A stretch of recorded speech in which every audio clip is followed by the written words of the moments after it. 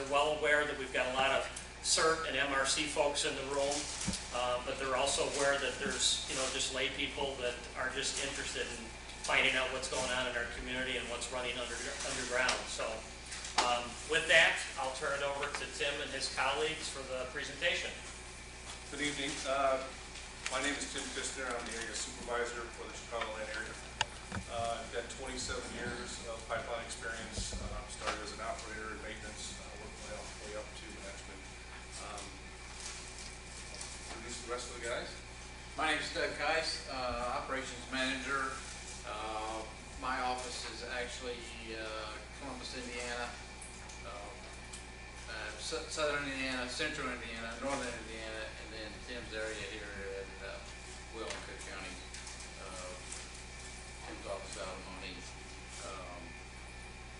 My area responsibility is 450 miles of pipeline.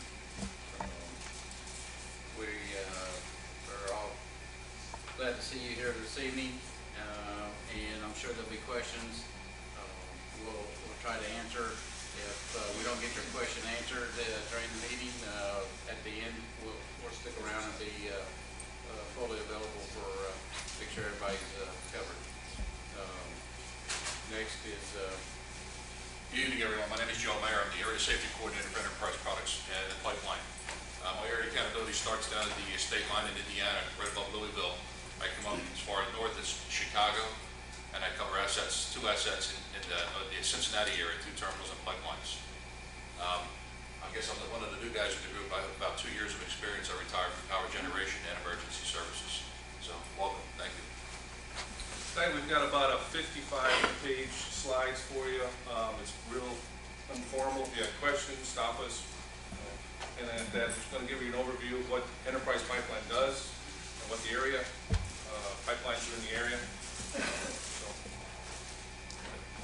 This is kind of a depiction of the pipeline system from the wells itself, natural gas, storage and treatment facilities and crude, go through the gas processing plant.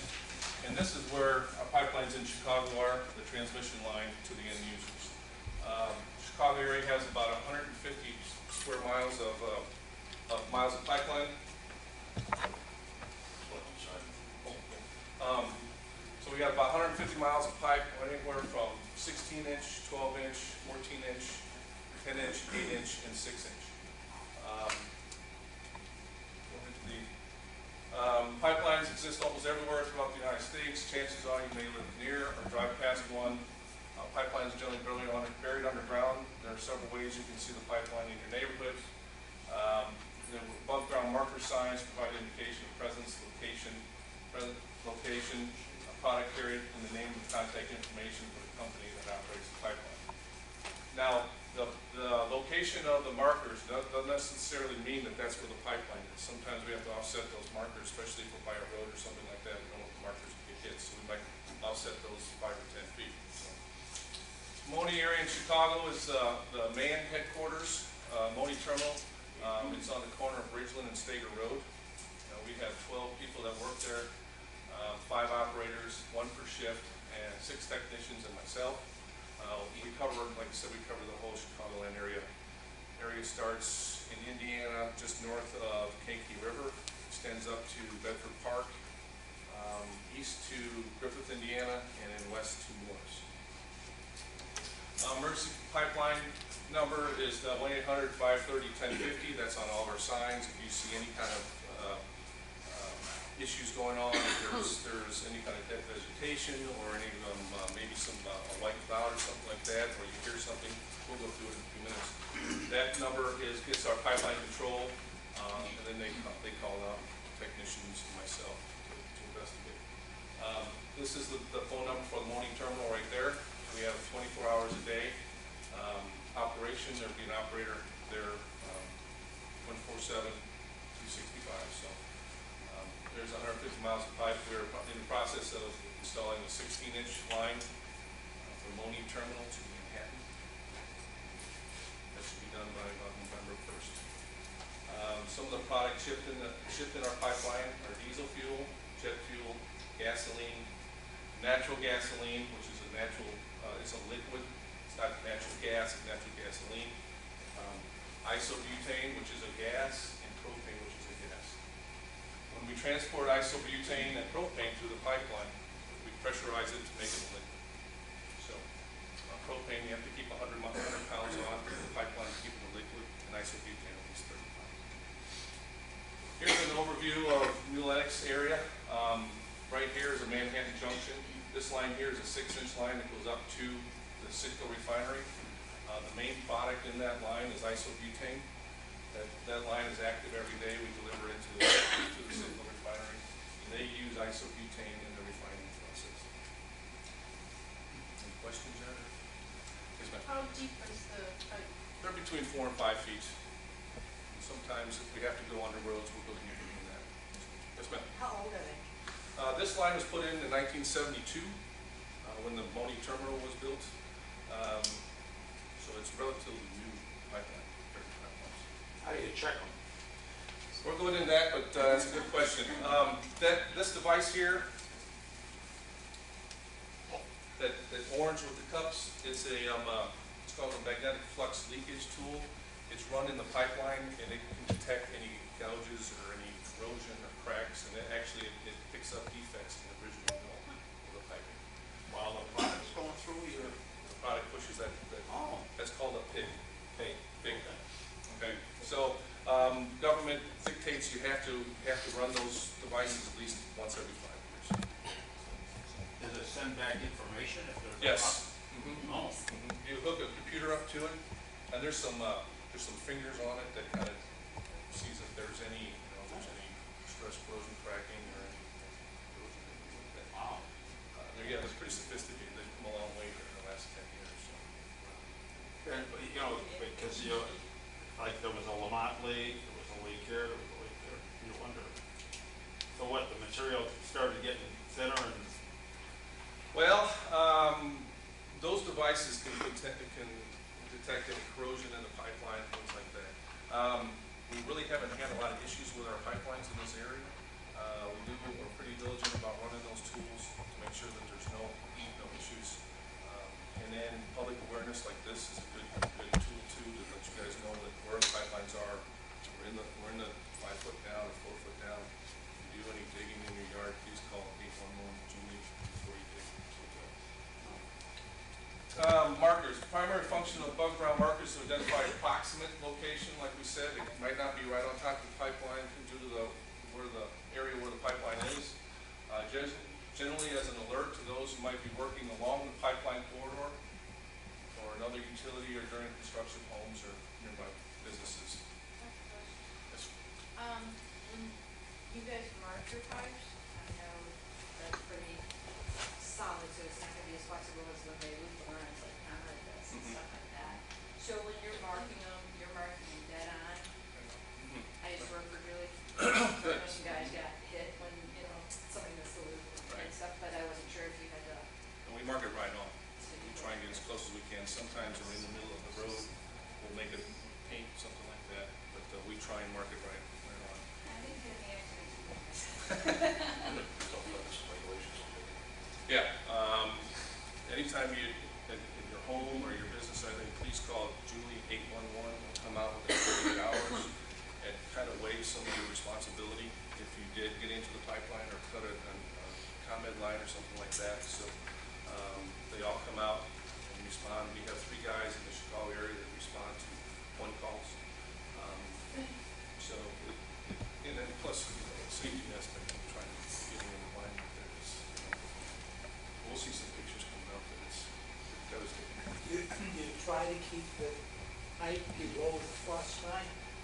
Well, we try to keep it below the frost line. Now this pipe, the main pipe from Seymour, Indiana, which is kind of our hub in the Midwest region, up to Chicago, it was in the late 50s. It was put in. Sometimes through erosion you might lose that 4 foot, but usually the frost line doesn't have a lot to do with how deep it is. So you don't have any, what we call, fracture mechanics type failures? No. Where it'll run? Yeah. Not really, because the pipeline, the product in a pipeline is petroleum based, so it's not going to expand too much when it freezes, like water will freeze. it gets thicker and it's harder to move, it gets going to move. This is our markers. As you see, this is the types we use also. This is one of our markers that we use on the pipeline. We've got warning, petroleum pipeline, enterprise products, and ours have 1-800-530-1050 number. And like I said, in case of emergency, we call that number, and then they disperse all the technicians that are in the area. These are markers for our above ground aerial patrol. You'll see in the slide coming up that we depict these crossings of some of the roads and railroads with a number. Either it's a milepost or it could be a crossing number, something like that. So when a patrol plane flies over, a pipeline patrol plane, it can distinguish, all right, I'm at marker not 287, and there's a bulldozer working here. So they'll tell our right-of-way people that you have to go to number 287 to investigate some issue going on right now. And these are easy to see from an air patrol plane. And these are markers again. These are types of markers. As you know, all of our neighborhoods have gotten bigger and encroached on pipelines, so we have to be good neighbors with everybody that lives close by. So, questions? Okay. Pipelines provide safest mode of transportation for a variety of products. As you saw, we do the diesel and the gasoline and the isobutane. For example, a pipeline delivering 1,000 barrels per hour, 24 hours will deliver 24,000 barrels of product, and that's a little over 1 million gallons. So if you took that to an average load on a transport truck is 200 barrels, you'll need 120 trucks per day to match what you can put through a pipeline to 1,000 barrels per hour. That's a lot of trucks on the road. So 30 rail cars to equal the same amount of 24,000 barrels of product. And most of our rates in our pipelines exceed that 1,000 barrels. We have a pipeline in Seymour that does about 10,000 barrels an hour. So multiply that by 10. So pipeline product movement and control is monitored 24 hours a day by our Operations Control Center in Houston, Texas. We have pipeline control monitors all of the pipelines, and Moni operations assist those pipeline controllers. They will operate motor operated valves, start and stop product movements, monitor line pressures, temperatures. Kankakee, Will, Cook County pipeline operations are locally managed out of the Chicago area. And that is in Moni, Illinois. So we have 14 remote sites in the Moni area, and the Moni terminal is the only manned facility. So we do all those switching and through remote access. In emergency, the employees would be the first to respond. However, each employee covers a large area, and there will be several miles from an emergency. So during an emergency, additional personnel will be dispatched from the Indianapolis region, and that will be done. And then once we also have emergency response from Houston, also that's our headquarters. You want to tell me what? I'll do this one slide anyway. Emergency enterprise employees are HAZWOPER, that's hazardous response emergencies. They're at an operations technician level. In addition, the technicians in our regional support, which is Seymour, Indiana, they have been trained in incident command, National Incident Management System units. So we've got extensive training. Here's the patrol plane. Pipeline is patrolled at least twice a month by air to observe any excavation, construction activity near the right-of-way.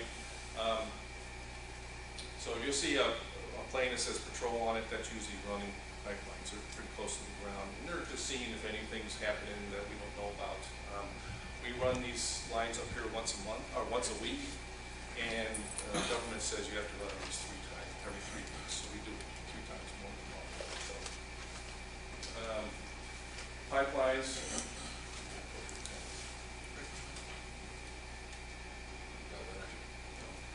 Pipelines are cathodically protected. That means we introduce small amount of current to the pipeline, and then every so often we have a wire that comes off the pipeline into an anode, called a sacrificial anode. So it's a ground, right? So it doesn't corrode the pipeline, it corrodes this anode. Like a lead rod. Yeah, Yeah. like a light rod. Yeah, sure. Yeah. That is government mandated, that is very strict.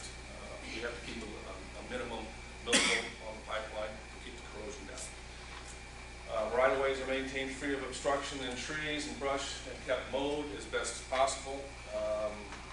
We have spent, in the last 4 years, we've probably spent, in the Chicago area, we've probably spent $2 million on right-of-way clearing. So we really have a big push to get the trees off the pipeline. I think there's a picture there of what a tree can do to the pipeline. The pipelines are coated with like a plastic coating, and the tree roots wrap around that pipeline and knock off that coating, and that could be a corrosion problem. So we like to keep all the pipelines, the trees off the pipeline. I know it doesn't make a lot of people happy cutting down the trees, but safety is our number one concern. So. And then the state 811 one-call system are utilized. We'll probably get, in a year, we'll get 5,000 calls. And this, I turn this over to Joe. He's a safety, he knows this stuff. I think we'll talk about the fun stuff, emergency response. Okay, we'll talk a little bit about emergency response as it pertains to your organization and to the pipeline. And some of the questions we like to come out and ask our folks is, has your agency responded to a pipeline emergency? And a lot of feedback is, no, we haven't, so we're all doing a good job. But that doesn't say we still need to do some training on being prepared in the likelihood the product does get out. How often do you train? Do you train annually to approach a pipeline incident? We offer some specific training on how to approach a pipeline incident. We're doing a partnership with our educational institutions, whereas we go out and talk to our school bus drivers. If they see a white cloud out there, do not approach that cloud, what to do, who to call. So there's a lot of partnerships that we offer, and we continue to move forward with that. At this point, this presentation is geared towards our emergency responders and how's your detection equipment? How often do you train on your atmospheric monitoring? Within Enterprise Products, we take our atmospheric monitoring extremely serious. We don't have a meter with us. They're mine or on loan. We have a lot of projects. But we have what they call 4-gas atmospheric monitor meters. And we have at any one time in the TE Products group, there could be somewhere between 45 and 50,000 atmospheric monitoring meters. If there's firefighters here and you have a 4-gas meter on your engine, you know what the price is. They run about $20,000 fully before that. So what we can do is I can go into the system, into the program. I can pull up any one of those meters and tell you when the last time they were pump checked, calibrated, when the gas is going to go bad on them. So we take our atmospheric monitoring extremely serious. If Tim's, one of his right-of-way guys gets a call to go out and do an investigation, the first thing they do is take the meter, they pump check it, and they go out and they proceed with the investigation. So that's very important. We want to make sure we approach that, no matter what kind of a call it is. We want to make sure we approach it properly. Talk about pipeline emergency response review. The next section will review basic steps in response to a pipeline emergency.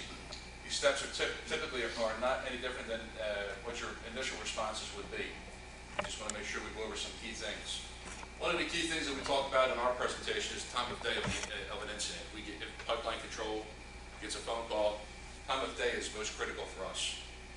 Imagine trying to dump a neighborhood if we have a pipeline release when the school buses are out, when it's a nice sunny day, or the park is full. How is our emergency responders looking to do that? What are your pre-plans to consider that?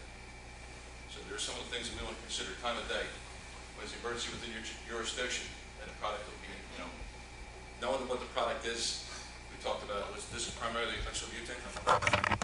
If we were to have somebody go out and cut a line or something like that, we're going to be blowing, what's the pressure on that line? Nominal, 1,000 pounds of pressure. Wow. 6-inch line that's coming out of the volume. So these are the things that we want to make sure that we have this conversation now before we get the phone call in the middle of the night that says, hey, we've got a problem, how do we fix it? Again, if we suspect a leak, we want to approach that with our atmospheric monitoring. Again, use your detection equipment. Also use your senses. sense of your sight, sense of smell, sense of hearing, sense of smell. This particular product's going to smell like rotten eggs. You're hearing, when you show up, if there's any firefighters, or you're banged out for the job, you're showing up, you're going to hear that 1,000 pounds coming out of that line, 6-inch line. It's going to sound like 4 jet engines trying to take off at one time. And again, you're going to see if it is ignited, the first 30 minutes of the incident, you're going to see one heck of a big bright cloud. I think too, yeah, we'll cover here, isobutane is heavier than air, and it's gonna be a fog on the ground. So, if you see anything like that, please be wary. Okay, if you suspect a leak, it's a picture of a retention pond. We have a lot of those retention ponds in your neighborhoods. You go by them every day, you probably don't look at the pond, but you take it for granted. But this particular day, you go by the pond and you see it looks like there's fish feed. You see bubbles. What's the first thing you want to look for? What's the first thing you want to look for? You see that bubbly coming out of the ground. What do you buy? Yeah, fish, maybe. What's the first thing you want to look for? Very good. Oh, She does that. we got a ringer in the group. But no, that's exactly right. We want to look for a pipeline marker. Know where the pipelines are, especially our CERT teams, emergency responders, our firefighters, our police officers. Be cognizant of the fact that those pipelines do go through these retention ponds. So if you come across something, it's a nice quiet day, it's no wind blowing, and all of a sudden you see this water bubbling up. You see a little bit of you call that mist coming across the top. 1-800-530-1050. Get on the phone and call pipeline control. We can start. Chances are, if it's a slow leak, we'll still see that bubbling, but they may not recognize it right away. They still may be working on it. But we want to get that line isolated, shut down as quick as possible. And if there's multiple lines, we go through that lake column. Yes. You'll know, most of these lines are batch lines where it could be diesel fuel and then followed by jet fuel and gasoline. So at any one time, it could change. That product could change its leak. So our enterprise line is, like you said, is predominantly isobutane. So, but our other lines are batch lines. Yes, sir. How many pipeline companies are there in the Chicago area?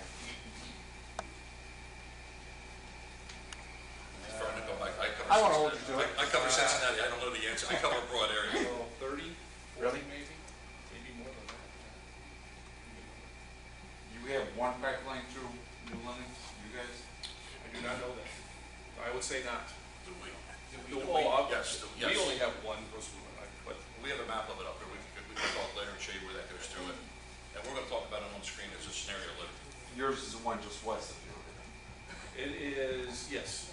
It runs through by the theater and crosses 30 there and goes up alongside the Fourth Missouri. Yes, ma'am. Are you saying that there's a different product within the same line?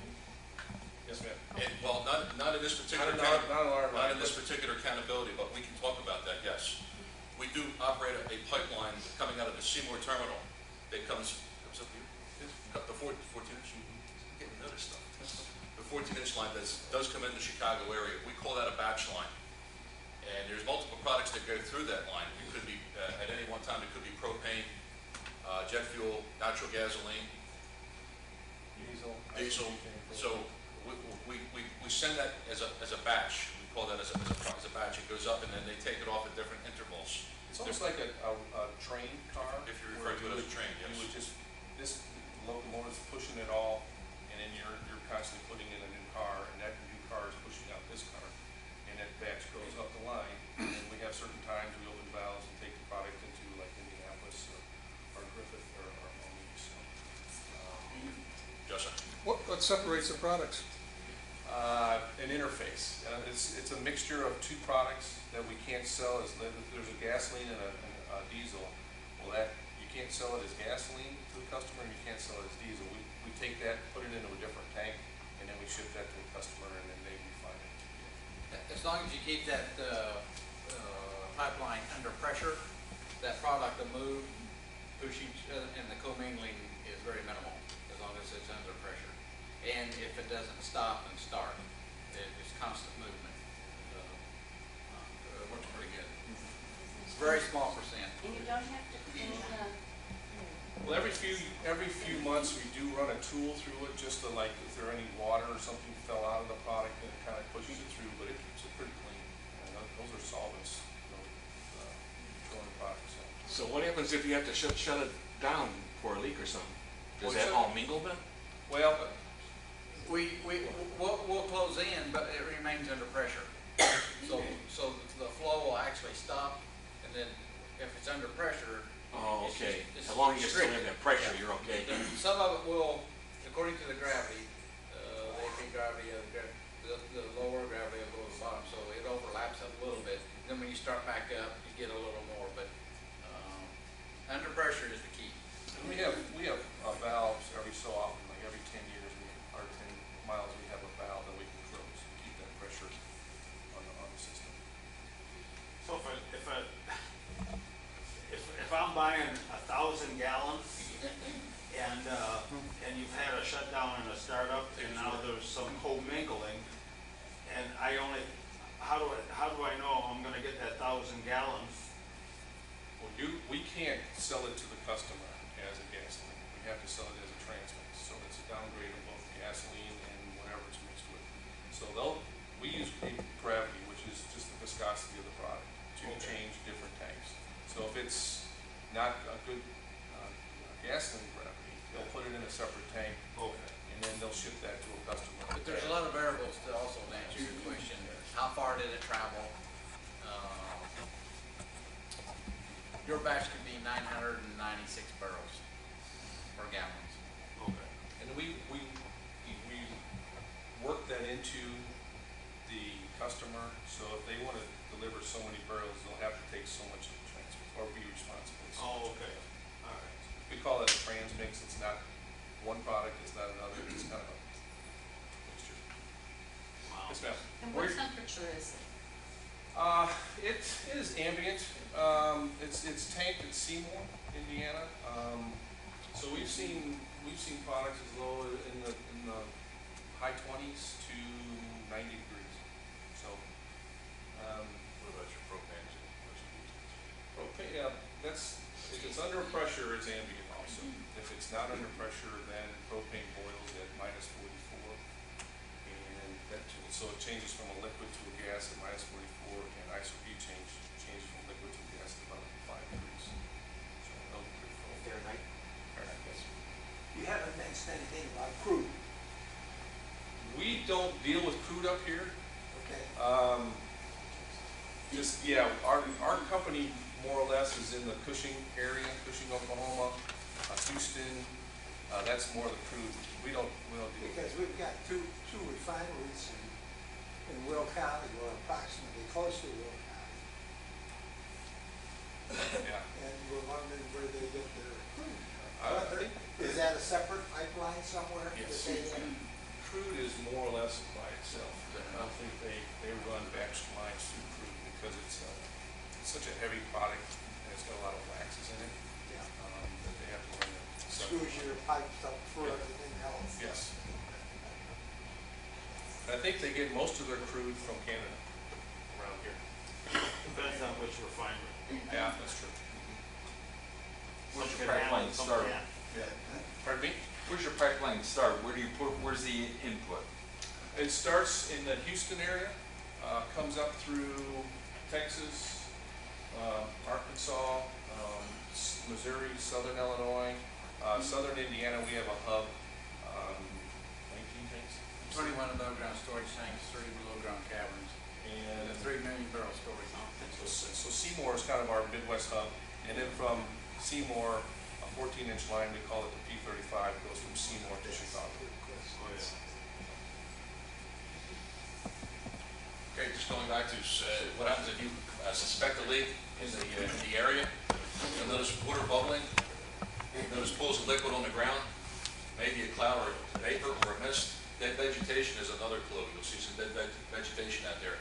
We have some examples of that we'll show you. Dirt blowing in the air. If this particular pipeline is run through a cornfield or so, you have a nice clear day. There's nothing, no wind blowing, and all of a sudden you see that dirt blowing. Next thing you want to do is find out if there's a pipeline sign out there. You see a sheen or film on the water. Obviously, if there's a fire explosion involving the pipeline. If you suspect a leak, if you smell, this particular product that's running through the New Lenox area will smell like rotten eggs. There possibly could be a petroleum scent. It may smell like gasoline or distillate. once the pressure comes off it, but predominantly you'll smell that rotten eggs. If you hear it, you'll hear it'll be very loud. We talked at 6-inch line under 1,000 pounds of pressure. It's going to sound like multiple jet engines taking off. This here is a individual that rented a ditch witch, went out and started cutting without notifying 811. Luckily, this hasn't, well, I say luckily, but this hasn't ignited yet, but that's still probably propane blowing out of there under pressure. Very serious. Okay, what are some specific response and some things to consider if you're dispatched to a pipeline emergency? Again, knowing the size and the location. This one's easy because it's a 6-inch line. We already know that it's one direction going from south to north. Time of day, as we mentioned before, the time of day is most critical. We have to do evacuations. Police and fire need to know how to get the folks out of this particular area, depending on where the leak is. Weather is another one. You could have inclement weather coming in. If this product's coming out of the line, we want to make sure if we have heavy rainfall coming, we're going to secure this. We're going to berm it off. We're going to dike it off. That's a very big consideration for our first responders to know. Topography, is it going uphill? This is pretty flat down here in this area, on that 6-inch. There's a couple of hills, so as it's coming out, we want to make sure that we know where it is. That's pretty flat. We have other locations, like on batch lines, that the pipeline looks like a roller coaster. That's a very big concern for us because if it's coming out, we have to be concerned if it's running downhill into a waterway, if it's a gas breaker and out, which way is it going? So topography is a big one. Secondary release sites. Why should secondary release sites be a concern for us, for first responders, for people responding to a pipeline incident? Any thoughts on that? Why should we got a primary release? Why should we be worried about a secondary release? We live in a new world now, folks, since 9/11. A lot of people don't like pipelines. A lot of people don't like that they're environmentalists. Yeah.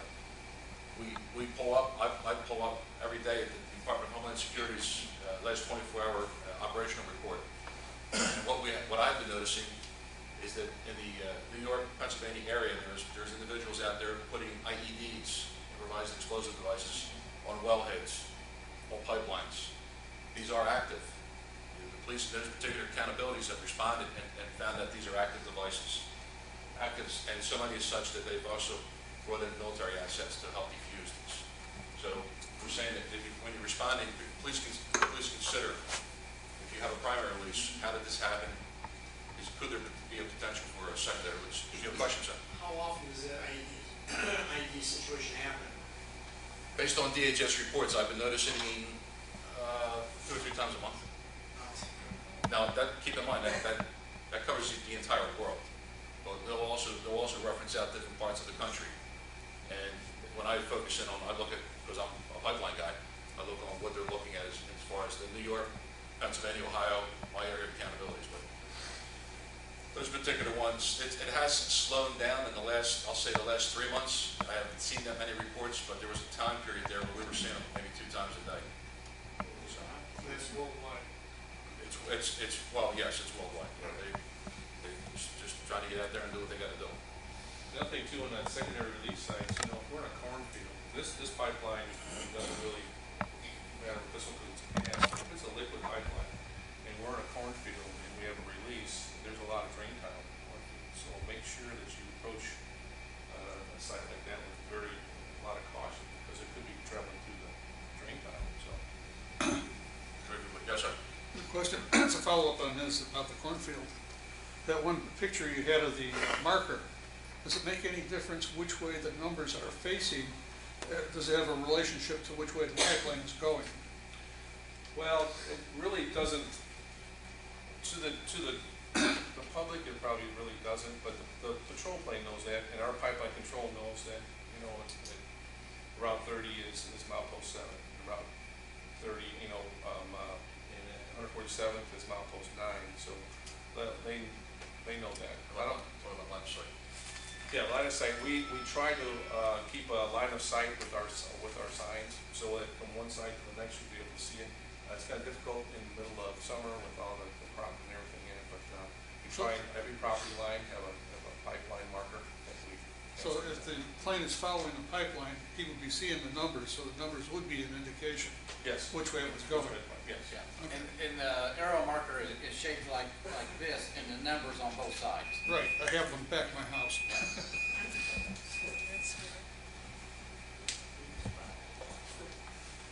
Some of the other things to consider when you're on an initial response is your detection equipment. Is it up to date? Has it been bump checked? Is it ready to go in the event you get that one call? Control of ignition sources, that's a no-brainer. We want to make sure that all the cell phone, if you're out there, you're doing a primary investigation on the job, on the release, you want to make sure that your cell phones are off. Police department or fire department, if they're responding, are their portable radios intrinsically safe to approach an incident? If not, you may have to go up and do a face-to-face verbal interface. Control of ignition sources is very critical. And again, this includes mobile phones, radios, flashlights, switches, response vehicles. You would think that in this day and age, if you had a release or of such, that you wouldn't take a response vehicle and cause an incident. We talked about an incident that happened about 2 years ago in California, at one of the biggest refineries in the San Francisco area, where they responded in the terminal. The terminal had a release of a product. Their internal fire department responded to that release. And the guys pulled up in their fire truck, brand new fire truck, and they went right in and drove into the cloud for whatever reason. One of the reasons, well, they knew that was a bad idea because when they put the air brake on, the engine started to over-rev and take off. They were lucky enough to get out of the vehicle and run away. The vehicle caused a detonation, took out the entire refinery. So, placement of emergency response vehicles is most critical.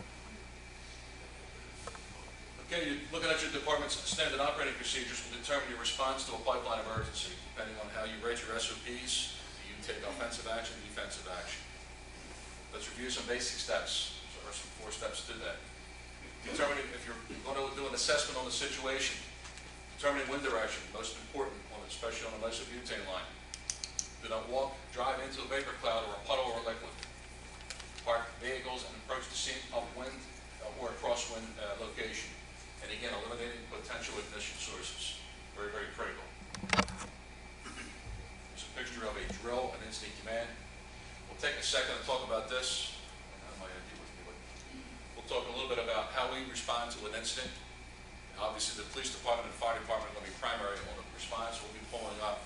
One of the things you'll see Enterprise showing up with is our employees will be showing up with blue turnout. Not yet. They'll be showing up with blue uniforms, FRC clothing. They will have hard hat safety glasses. They will have a 4-gas monitor. They will also have photo ID. These are minimum expectations that we teach our employees from day one. And anytime that they go out on a call, they will show up with this minimum. They show up to the incident command, identify who they are. I will say that if an employee shows up, no matter who it is, could be somebody pretty high up from Houston, and they show up into an incident command and they dress like we are in street clothes and say, I'm Joe Smith, I'm the CEO of the company. You ask them to just go back in the staging until you get the right gear on and show up to the job. They have an expectation. So these guys wear blue. I'm lucky enough to wear red. I wear a white hat. I look like a big candy cane out there. Okay, so looking at some emergency response, some steps to consider assessing the situation. What will affect your response? Again, location. You see me repeating these. These are how important they are. Location of the incident or the break or the report. Time of day. Wind. The weather, the visibility, and temperature. Take all these into consideration. Now, you show up. You have to be walking your dog. You see that puddle, and you call that 1-800-530-1050 number. You don't remember nothing from the class. Remember that number. 1-800-530-1050. You call that number and say, hey, I'm Sue Smith. I'm over here at 3rd and Main. I'm just taking a number out of it, guessing where we are. It looks like a pipeline release. This is what Houston's going to start asking you. It's your location. Where are you? What time of day is it? It may sound odd if they ask what time of day is it. Well, they cover a broad spectrum. They cover the United States, so they're working at one location. What's the weather there? Does it look like it's going to rain, or what's going on? So they're going to be asking those basic questions. They'll ask it to our police, emergency responders as well. They call that number. Can you identify what the product is? What do you see leaking? What do you smell? What do you hear? Can you determine the extent of release? Is it a lot? Is it like 5 gallons? Is it 1,000 gallons? I'm not sure.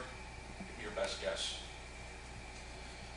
Bottom line is to determine the risk to yourself. Don't be running in there saying, oh, I'll be right back. Let me go look for you. Nah, let it go, let it go. It's not that important. They won't ask you to go in there. But determine the risk to yourself and the public. If you have to back away, say, I can't get too close, it's making too much noise, back away. Back away. Again, identify the pipeline operator. Where's the sign? We have a sign. Was here. We have a picture of the sign, pipeline sign. There's three things that are required on that sign. It tells you the operator of the pipeline, who it is, what the product is in that line. Was here. But anyway, it tells you what the product is. It could be refined products, and it tells you the phone number, who to contact in an emergency. Three things are required by federal law. Who it is, who the owner of the pipeline is, what the product could be, and the number to contact them. That's a requirement. You'll see them on all our signs. Protecting the public. We talked about pretty much all of these. One of the things is, do not extinguish primary fires. If it's burning, let it burn. If we have a major release of that line, for whatever reason separated or it's split, there's probably not too many fire departments within 1,500 miles of here can probably put that out. Nor do you want to put that out. We'll let it control it, surround it, and let it burn off. We're in the process of isolating it at the same time. We're bringing the pressure down. If it's burning, let it burn. One of the big things we marked them in red is do not operate any of our pipeline equipment. In this particular area, there's 92 valves. There's only one in New Lenox, right?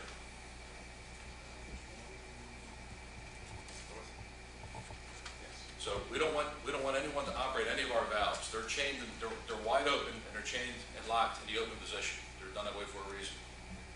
You might think that you're going to say, hey, I bet I could be the hero of the day and shut that valve and shut that release off. You could potentially back up the pressure and cause more problems down the line. We may be dumping the pressure off another spot on the pipeline.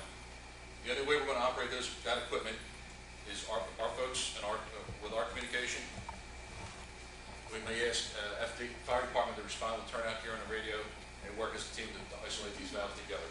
But we don't want anyone to operate the equipment until we talk to our pipeline folks. Yes, ma'am. Okay, you said that there's no fire departments. Do you reach out to, like, there's tanks over there on, what is it, Wolf Road near I-80? So, like, do you use fire departments from there sometimes? Because they have their own? No, we usually use the local fire departments. Yeah, they're not going to come off. I would be extremely surprised if they left their site. I wasn't sure if, like, they had actual personnel in your home. No, I don't think so. No, that would be what we call mutual aid agreement. I know for a fact that we don't have them with those facilities, so we would respond in our community, our area. Yes, ma'am. I think I'm sorry. Maybe you went over this before and I missed it, but when you purchase property, are they required to tell you if there's a pipeline in the back of your property line, or? Yes, all pipeline easements are recorded at the courthouse on each deed. Okay, so potentially the realtor should let you know, the owner of the property should let you know Yeah. how close you are. How close can you be to a property line? Can you be on a property line or over a property? It depends on the right of way, and it changes throughout the whole. Usually it's 15 feet on either side of the pipeline. Sometimes the pipeline's not in the middle of that 30 feet, and some of them are 50 feet. So it just kind of depends on how we negotiate. Another thing too is go back to your question about fire departments. I think the fire departments got so advanced these days with their equipment. We used to use BP out of Whiting for any terminal fires or tank fires. Sometimes you might get hit by lightning or something like that. They would come out and extinguish those fires. But now your regular fire department is so advanced compared to what it was 20 years ago. So. Very good questions. Some of the things to consider also when a release is establishing a half-mile safe zone when responding to an uncontrolled release. We'll talk about that in the ERG as we move forward. Again, that's operating valves, operating the pipeline valves. We don't want that. That's a no. Don't touch those valves. Contact pipeline control. You probably heard this number. You probably hear it in your sleep. But that's not a bad thing. In the unlikely event that we have a situation, 1-800-530-1050.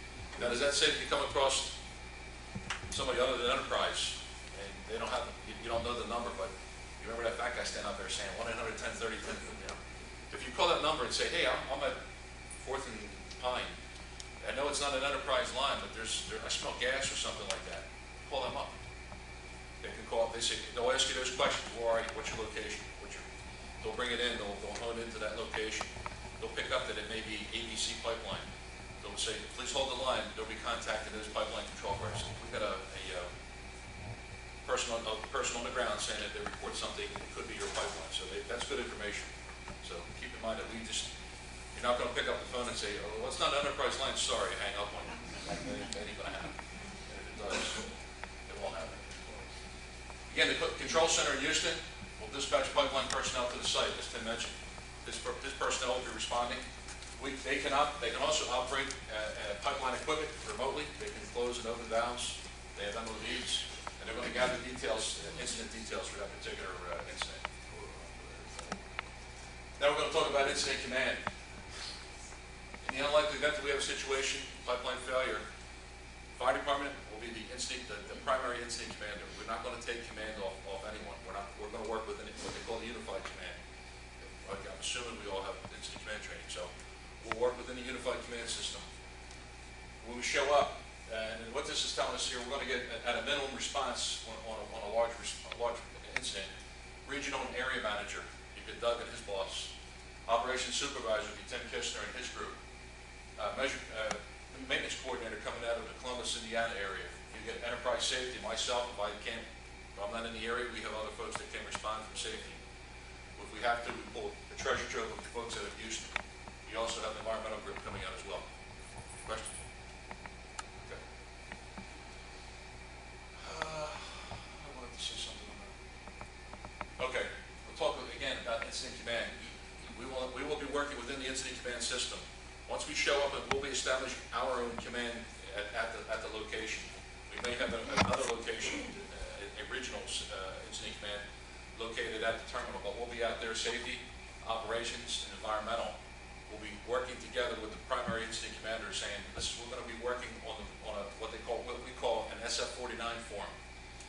It's a 4-page document that identifies the product, what was in it, where it's going, who owns it.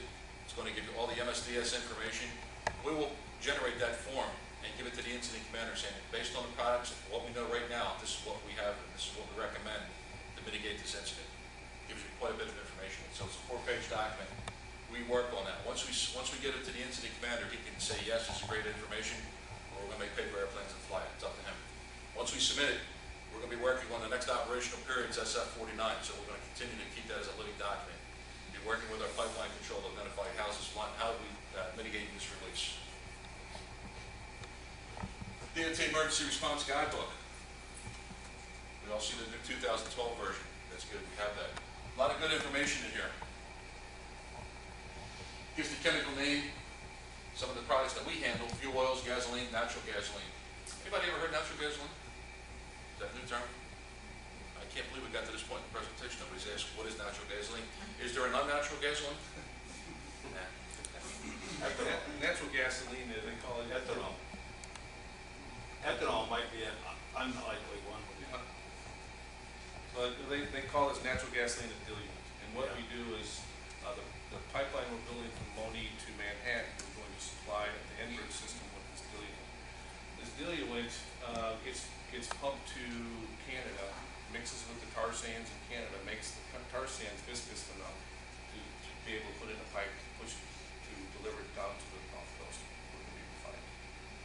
They'll strip the natural gasoline off again, send it up the pipeline, and it's just a big turkey. So that's going to be a product that will handle a lot of, not in the New Lenox area, but in the Frankfurt and Manhattan area. After, let's say you had a problem and then it's been rectified and everything's done with it, it's back in service, then the pipeline has to take care of like the area that was contaminated or damaged or whatever. The remediation of the pipeline. What is your question? The EPA will dictate what we have to do in that area. It's according to the severity of the leak. Our environmental department can be given the recommendations. We have a land department that works with the property owner direct.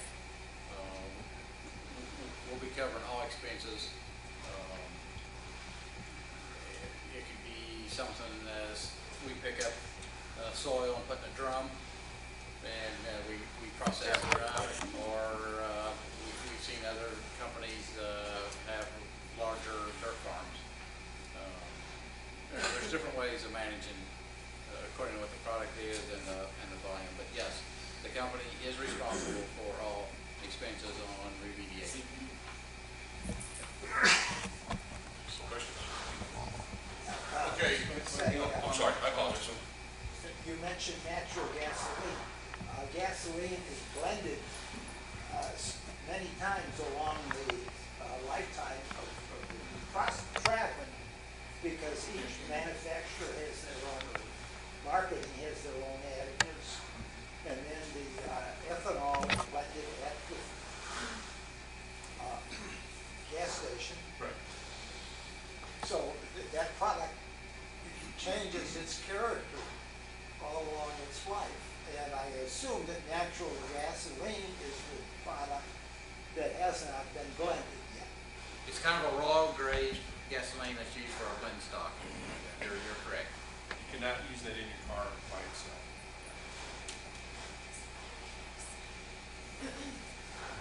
Emergency guidebook's going to talk about the fire and explosion limits of this. Show this particular slide, and I don't have my pointer, so I'm going to have to get up close and personal. This slide up here, you see these two towers up there, they're utility transmission towers. I see there's quite a few of them in this area. You all know how tall they are. That particular header is probably 4 times the top of that tower, so that's a very large fire. This is not an enterprise line. This is a line, this is in the Ohio area. This line down here was the line that actually failed. It's that size right there, that 20-inch diameter line. Turn the ground, this ground here, that was natural gas, by the way. Natural gas being...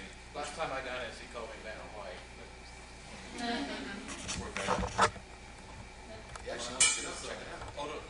No, wait till you're done, hold it. This is, they turned the ground almost to like a glass.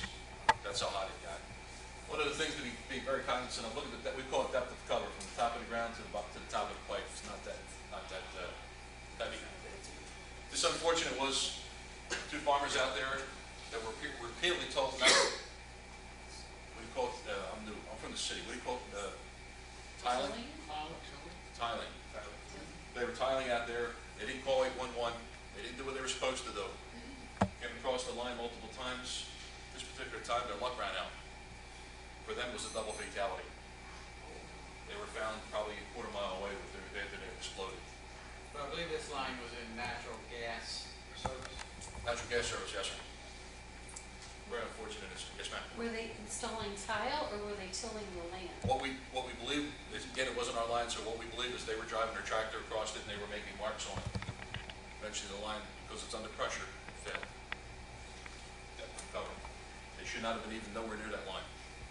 And again, documentation has shown that they were told repeatedly not to be in that area, egressing that area. They were installing field tile. Oh, okay. So, Can agricultural activity go on over? Yes. there are agreements, yes, ma'am. Oh, thank you. Depending on the depth of the pipe.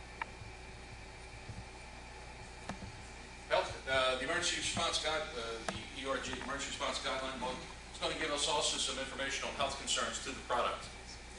One of the things that we want to stress on this one, if this comes apart and it's flowing out at a high density, it's a massive asphyxiant. So health hazards, we want to make sure that we evacuate the area. It's a massive asphyxiant. It's going under pressure, 1,000 pounds of pressure in a 6-inch line. Again, you want to call pipeline control, isolate the spill within a half mile. That's what the book's going to recommend.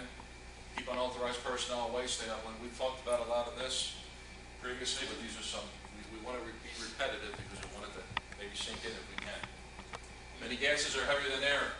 Will spread along the ground and collect in lower confined areas, sewers, basements, and tanks. Keep out of those low areas. The guidebook's going to make recommendations along with our SF-49 form on type of PPE we're going to attempt to do during this incident. Structured firefighting gear, turnout gear is going to give everyone limited protection on the products that we deal with. These are basically considered, if they come out, they're hazmat. These to. These guys are probably doing a primary survey. Obviously, they're not on air, and these guys are walking around. Who's that police officer? Oh, I can't say. There are probably two cops out there. They're curious. I don't know why, but they want to be up close and personal. They're up there saying, "Get a little closer." Well, yeah, we want to make sure that the guidebook's going to talk about what type of PPE, and we will be showing up, making our recommendation as well. This guy's handling this gun, I'm in trouble. Emergency response guidebook: do not extinguish fires if they're leaking. Let them burn, as we talked before. I got to. This guy here he just got too newsy, and he realized his windshield started to melt. He got a little too close to the fire, but let it burn. This particular one, you're going to be hard pressed to put that type of fire out anyway. So we want to isolate that pipeline, drain it down, and then put any residuals out. Guidebook's going to talk about large fires. Make recommendations on water spray in 5, move containers out of the fire area. Fires involving tanks. Firefighting foam. It's going to give you distances on how to approach it and launch the foam. There are some specific guidelines and how to apply foam to an incident. Want to cool the containers and flooding it with quantities of water while the fire is on and while it's out. Again, these are guidelines. These are just guidelines that the book's telling us to consider. Do not direct water spray on the spill or the source of the leak. You have the potential to put it out once it starts to back down. If we want to let it burn out completely, don't put it out, because then those vapors are going to spread. It's going to encompass more area. Again, preventing the spread of vapors through sewers, ventilation systems, and confined areas. Isolate the area until the gas is dissipated. Again, we have our atmospheric monitors that we bring into play. Checking LELs, oxygen content, and such. Very, very important. Again, the guidebook's going to make recommendations on first aid. As I mentioned, this is a massive asphyxia. It's coming out at a high pressure. It's going to encompass a large area. Once you move the victim out, call 911 to get medical services. Obviously, if you have this type of release, FD is going to have their medical services involved. We want to make sure that'll give you some recommendations based on the product, how to proceed with first aid. Let's take a second and talk about the key components of our emergency response plan. We're required by federal law that every year we put out an updated 2013, this is emergency response plan to our first responders. This particular book covers all the information, has maps, has products, has MSDS sheets, has contact information for our area of responsibility and accountabilities. So it's a document it was sent to every fire department, police department. We've kind of scaled that back. We're not required to do, we have to make it available, but we're not sending it out arbitrarily like we did before. We see more value in doing these type of meetings, meeting face-to-face at our police department and our FD, putting on our presentation. We get more value for that. Still, go ahead, I'm sorry. Another thing too is that the phone numbers change so fast. By the time we put out a new plan, we get notification that, well, the chief is now not the chief at New Lenox, he might be the chief at Bonnie. So now we got to pull all those plans back, send out new plans. So it was very difficult to manage that. So do you have it just available online as well for them to fix? If they ask for an electronic version, we can send it to them electronic. One of the things I have to make note of, and everyone understand, this is a controlled document. This is a controlled document. This doesn't go out to everyone. If in the unlikely event that this was to get into the wrong hands, this could be very detrimental to the pipeline, to our first responders, and to our public. Because it has all of our contact information. It shows valve locations, tells you pipeline pressures, it has a lot of information that our first responders need. But again, it's a controlled document. If it was to fall into the wrong hands, it could be very unfortunate. Now, as far as making all of your plans and that, so this is all stuff that's being issued by the EPA and everybody else, or do you have your own biologist on hand telling you how this is going to affect people, or are you drawing from other sources? We're drawing basically off the MSDS sheet. That's going to give us the reference material. This book here, what we do is we seek out our first responders and say, as Tim mentioned, has the chief of New Lenox been deceived, whether he retired, is he living in the Caribbean? Who's the new chief? What's the phone number? Sometimes the phone numbers change. In southern Indiana, we're going through an area code change. That can be detrimental in an emergency. So it gives us, the big thing it gives us is the contact information for the enterprise folks. We want our first responders to know the numbers, the 1-800-530-1050. I'm not beating in everybody tonight. It's important. But we want to get they're the most important ones, but it also tells us the local fire departments in the area, local police departments. So it has that information. But we're coming up with all of the stuff, I mean, you guys are more the vehicle of the product than me, to understand.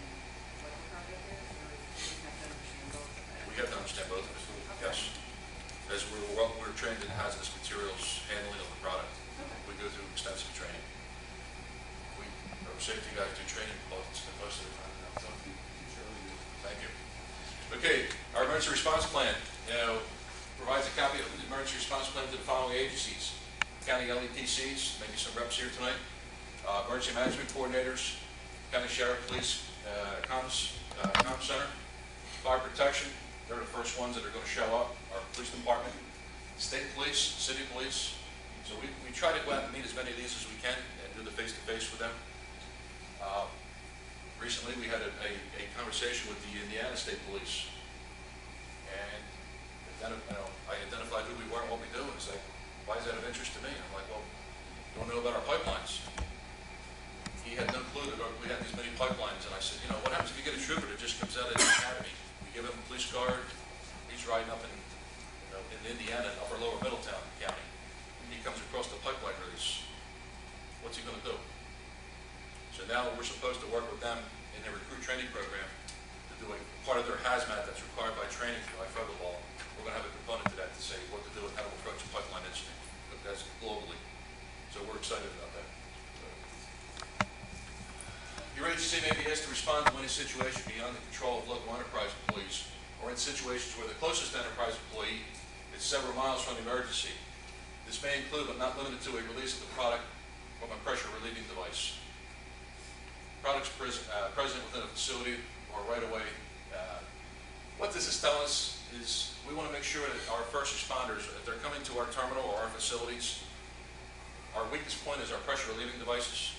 We want to make sure that we explain to them and show them. Don't go over this area. There are manifold areas. There's what we call classified areas. Not secret, but they're classified, non-classified. They have the capability of having product out of valve, leaking out of a valve or so. But we want to make sure that we do those face-to-face contacts with our first responders. An uncontrolled release of a product from a pipeline, suspected criminal or terrorist activities, that's one of our concerns. We live in a new world. We live in a new world. We talked about that the DHS report. So, very unfortunate. Part of our plan, enterprise may meet with emergency responders during pipeline association meetings, visit facilities, do drills. We're working currently on our drill schedule.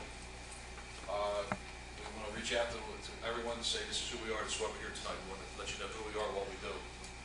Again, we talked about this book here is a controlled document. I'm the keeper of that, among other training duties. See how it was. Question? LEPC. Local Emergency Planning. Commission. How much of an area do you evacuate? Depends on, they're incident-specific questions, man. It could be if it's just a minor release, if it's, the pipe could be, a valve could be weeping or leaking. Could have a complete sever of the line where it's a failure. We have to dump the whole, evacuate the whole area. It's on a case-by-case basis. It would be counterproductive to say we're just going to do a half mile. We could potentially shelter in place during a snowstorm up here. If we could shelter in place, that's our key. But if we work together with our first responders and say we've got to evacuate a half mile, then maybe have to up that. So that's on a case-by-case basis. That would be hard to just, generally say. We've never had a release. What about that, You're up. I've never experienced having to evacuate a large area. I've always been, my past experience has just been a block valve, have a weep hole, or have a plug that is corroded, and then we've had a small leak there where we didn't evacuate anyone.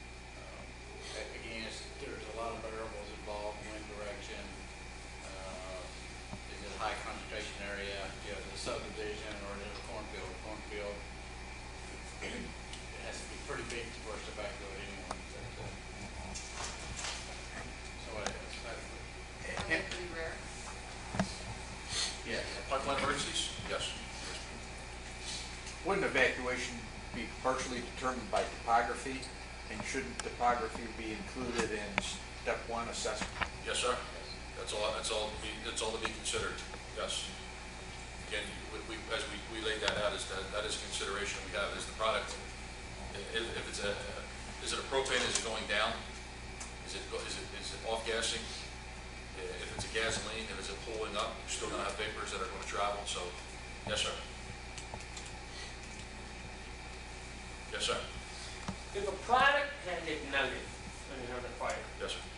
is that safe for this thing for the public before they evacuate as opposed to just having, because it's burning off? If I will say that if that product, if we have a product that's that vapor, if it's on fire, our minimum recommendation is gonna be to the FD and the incident commander, go for a half mile. And then we wanna evacuate a half mile from that release immediately now. But I mean, the fact that it's burning off, is that safer? That's good. Than having Yes, that absolutely. vapor? Okay. Yes, because now, if it's a vapor, just, the more it leaks out, the more it's gonna encompass, but once it's burning, it's just burning off. That's good because you have less product cleaning up, less product that's going around, so we wanna what we call surround and drown. We wanna basically bring our fire equipment in, surround the area, pull off, even if it's a field, keep the area cool, don't put that fire out. That's why it's important for us to respond and get on scene as quick as possible to make those recommendations, have that conversation with police and law enforcement, and say, based on what we know in that line right now, we let it burn, and this is what's gonna happen. Now, that opens up a big can of worms for a batch line. If a batch line we have a problem with a batch line, and let's just say that guy rents a ditch witch and he cuts into the jet fuel section or the diesel fuel section of that. It's under pressure. That's a 14-inch line under 1,000 pounds of pressure. That's a lot coming out. The major considerations for that is we're bringing that pipeline down, but keep in mind, as these guys had mentioned, there's multiple products in there, so you may have isobutane or propane in there. Once that propane gets to that open spot, it expands it to 275 to 247 to 1. So every pound that's coming out, it's going to expand to 247 times. So you may think that the characteristics of that diesel fuel fire, that jet fuel fire, are like, that's burning out. 5 minutes later, you see that it looks like, the oil fields in Kuwait. It's like, what happened? Well, it's a batch line. That's that product coming down. So that's why it's important for us to get out and talk to our firefighters and say, in that particular response authority, on those batch lines, this is what you could expect. It has that potential. Now, does propane go through as a liquid? Yes. Yes, sir. Is natural gas in that transition between liquid and gas, or is it gas? Natural Gas, it would be a gas. It would be a gas. It would Yes. be gas. That's a vapor. Because I read a story about people in California could hook into their natural gas line, and they have a compressor, and that compresses it and puts it in the car tank. Like using it as a motor fuel, yes. Okay, going back to our emergency response plan, there's two types of releases that Enterprise identifies. A small release is five barrels or less. Anybody know how many gallons is in a barrel? You're close. We say 42, but you're close. Very good though. Outstanding. 42 gallons to a barrel. So there's 42 gallons. So we reference anything 5 barrels or less would be a small release. We potentially handle that inside, depending on what the product is and where it is, make notifications. Large release, 5 barrels or more, that opens up the Pandora's box of notifications. We have the decision to open up a local or a regional EOC, Emergency Operations Center, and deal with it if it's going to go multiple jurisdictions, multiple time periods. That'll be a decision that operations and safety will make with our first responders. Oh, what happened there?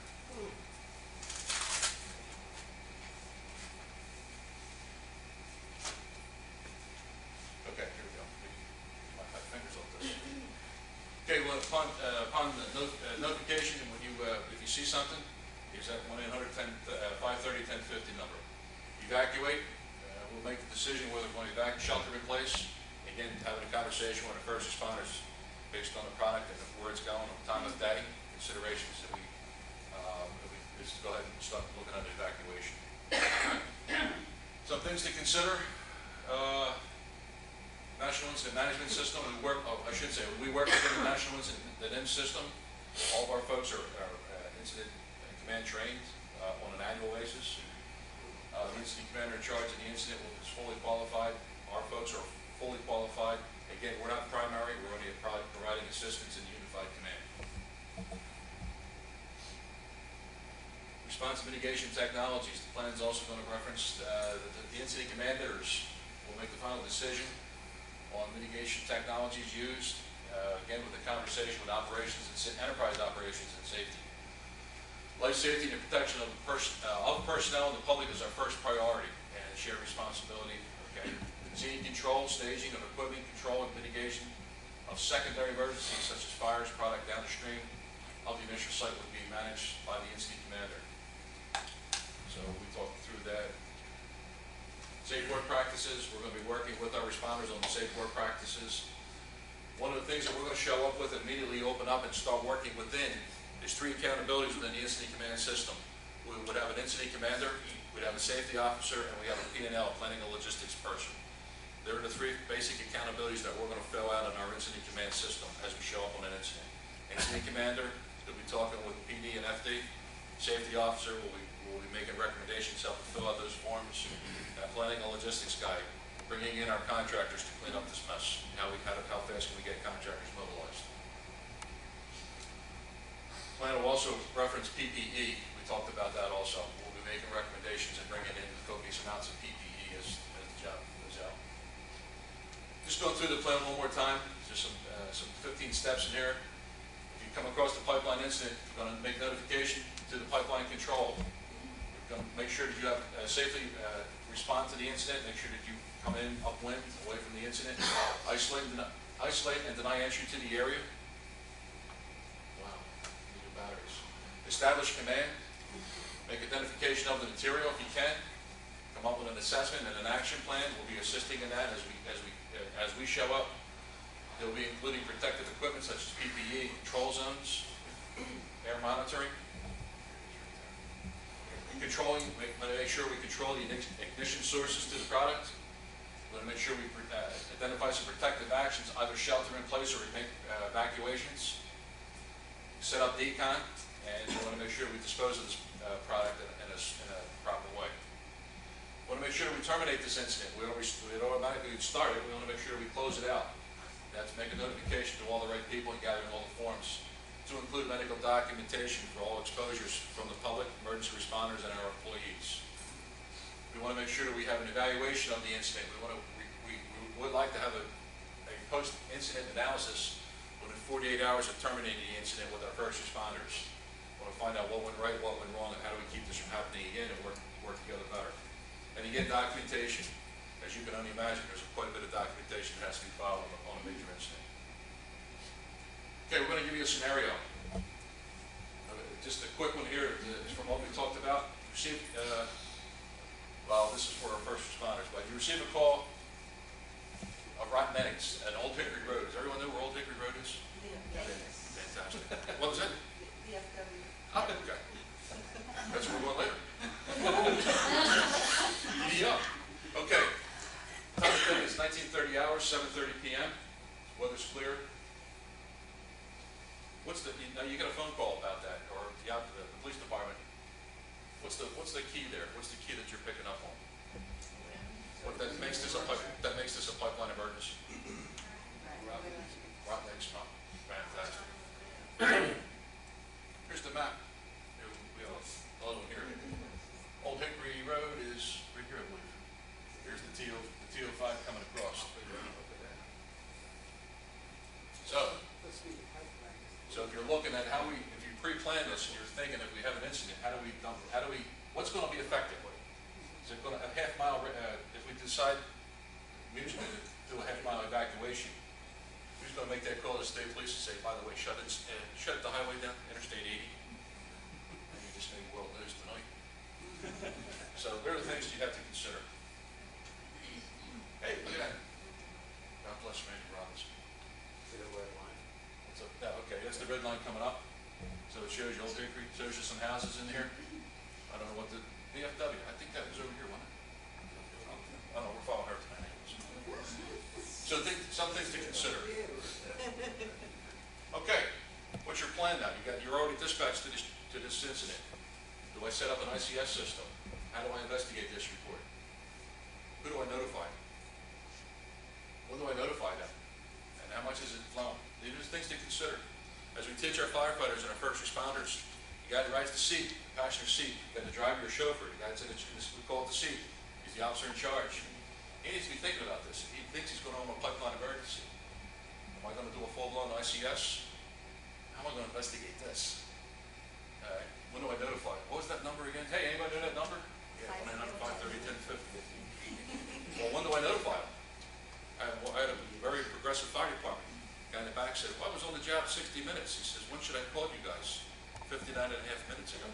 These guys are sitting there waiting. I mean, we had a little conversation after that. But how much is flowing? And where's it going? And the bottom line is, how do I keep my responders and the public safe? Time to critique the plan. Okay, it was just smells and bells, but did anyone get injured on the incident?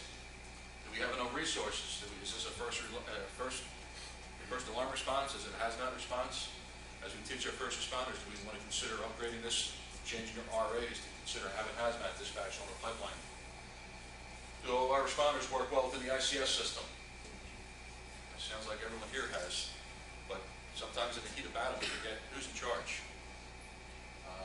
Go back to September 11th, after the towers had fallen and before, right before 7 fell. As everyone tried to regroup and figure out who's in charge of this job. Well, the fire department's in charge, no, the police department. Luckily, the cameras didn't pick up the fact that they started fist fighting on the pile.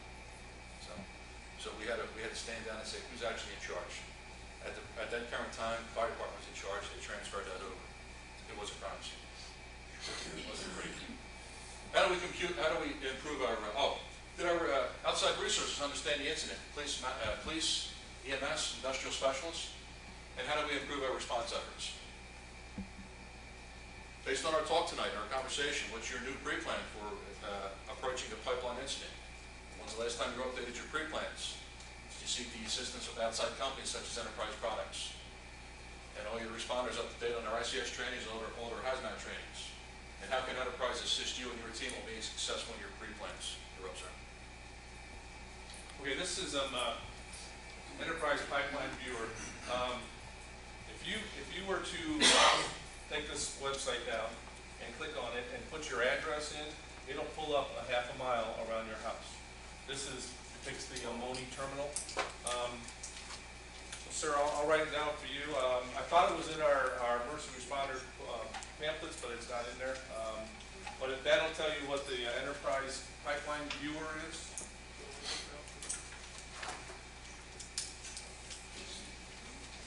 So you put your address in here, search your address, and it'll show you what pipelines are in the area for Enterprise and what product goes through that line.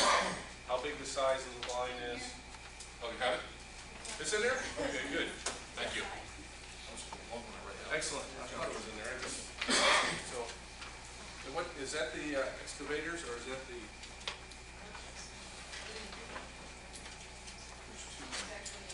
Both of them? Good deal. All right. It's in both pamphlets, so take that home again. This, in the second page, you just say what the pipeline is. It's a 6-inch line or 14-inch line. These are the products, characteristics you have in it, and go from there. I can't read it. All right, now this is the national mapping system. Someone asked a question about this. Where can I find information about national? I don't know if that's in the pamphlet. I didn't know the other one is either. But this will show you all of the pipelines in that area. So it's a national pipeline mapping system. And as you can see, this is Houston. That's Spaghetti Bowl, but Chicago will be the same way. I think you put your address in here, and then you can layer it to different gas pipelines, refined pipelines, and things like that. So like spaghetti field. That's what we call it, For spaghetti. safety reasons, though, isn't that kind of like almost putting, Yes. letting everybody have a Well, little bit too much access to? That's at this elevation, and that's PHMSA is the government agency that they govern that. But you're giving that information. What we're talking about tonight, we're down here. When we talk to our police and fire, we're talking down here specific products and such. But that's anyone can get that information. Yeah, That's a Freedom of Information Act. If someone ever saw like something suspicious, they call 911 first and Absolutely. call the. No, call 911, but if it's near a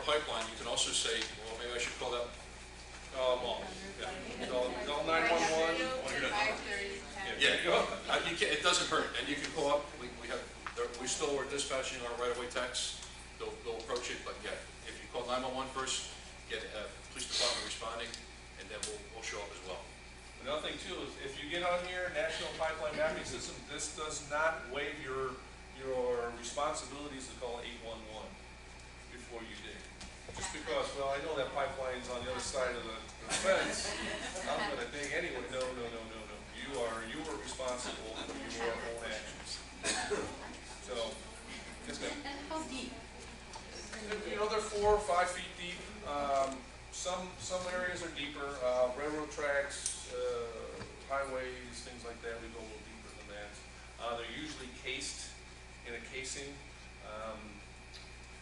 You'll see candy canes on the side of a road, where what we do is we have an outer shell, a bigger pipe that kind of takes the load of the road, and then inside they call it a carrier pipe, where the product goes through. Real brief about that best density you have.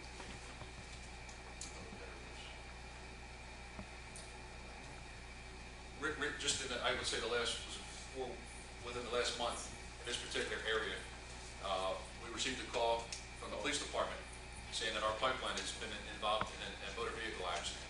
And they called the 1-800-530-1050 number and said, hey, we're on location, we got the fire department coming out, and we're like, okay, how did a motor vehicle accident? So we respond.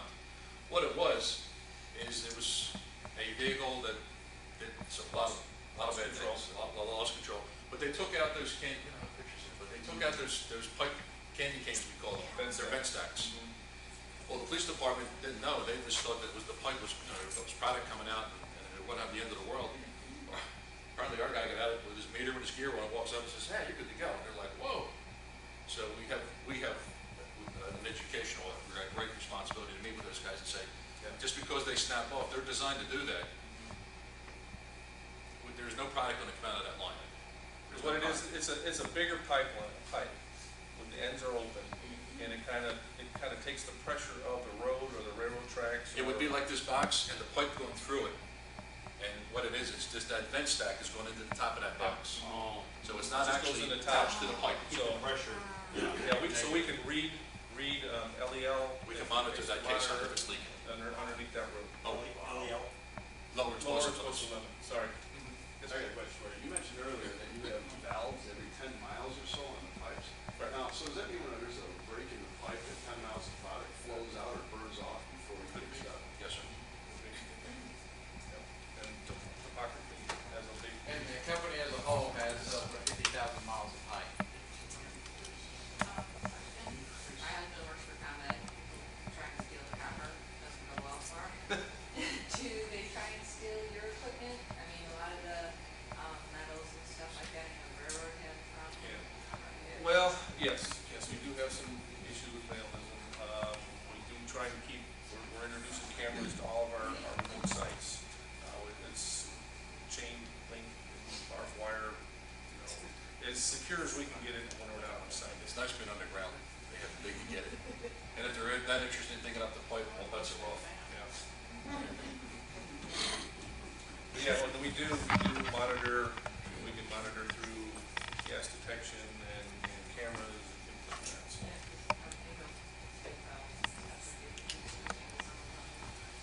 yeah, they're pretty heavy too. So, We're making them welded in there, they're not bolted, so they can't take them with them. That's the end of our presentation. That's a 59, 60 slide presentation. We hope you found it informative. We'll be here for a while to answer any questions you have. Appreciate you coming out tonight and sharing some time with us.